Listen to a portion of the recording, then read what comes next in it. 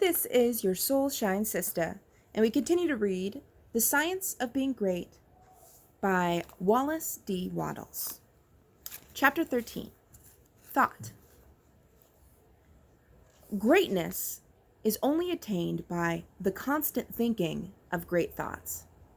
No man can become great in outward personality until he is great internally, and no man can be great internally until he thinks.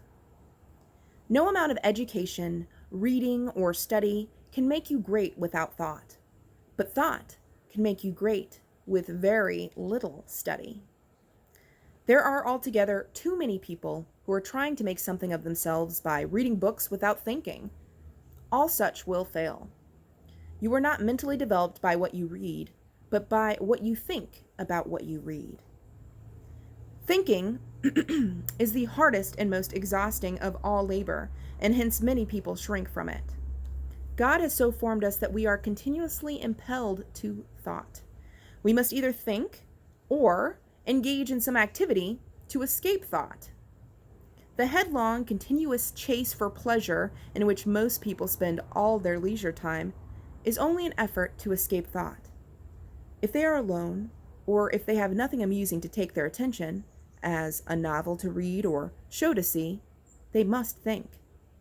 And to escape thinking, they resort to novels, shows, and all the endless devices of the purveyors of amusement. Most people spend the greater part of their leisure time running away from thought.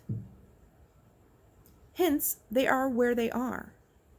We never move forward until we begin to think. Read less and think more. Read about great things and think about great questions and issues. We have at the present time few really great figures in the political life of our country. Our politicians are a petty lot. There is no Lincoln, no Webster, no Clay, Calhoun, or Jackson. Why? Because our present statesmen deal only with sordid and petty issues. Questions of dollars and cents, of expediency and party success, of material prosperity without regard to ethical right. Thinking along these lines does not call forth great souls. The statesmen of Lincoln's time and previous times dealt with questions of eternal truth, of human rights and justice. Men thought upon great themes. They thought great thoughts, and they became great men. Thinking, not mere knowledge or information, makes personality. Thinking is growth. You cannot think without growing. Every thought engenders another thought. Write one idea and others will follow until you have written a page. You cannot fathom your own mind. It has neither bottom nor boundaries. Your first thoughts may be crude, but as you go on thinking, you will use more and more of yourself. You will quicken new brain cells into activity, and you will develop new faculties. Heredity, environment, circumstances, all things must give way before you if you practice sustained and continuous thought. But, on the other hand, if you neglect to think for yourself and only use other people's thoughts, you will never know what you are capable of, and you will end by being incapable of anything. There can be no real greatness without original thought. All that a man does outwardly is the expression and completion of his inward thinking. No action is possible without thought, and no great action is possible until a great thought has preceded it. Action is the second form of thought, and personality is the materialization of thought. Environment is the result of thought. Things group themselves or arrange themselves around you according to your thought. There is, as Emerson says, some central idea or conception of yourself by which all the facts of your life are arranged and classified. Change this central idea, and you change the arrangement or classification of all the facts and circumstances of your life. You are what you are, because you think as you do. You are where you are because you think as you do.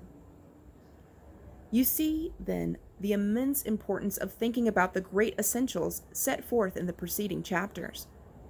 You must think about them until they are a part of your central idea. Go back to the matter of the point of view and consider, in all its bearings, the tremendous thought that you live in a perfect world, among perfect people, and that nothing can possibly be wrong with you but your own personal attitude.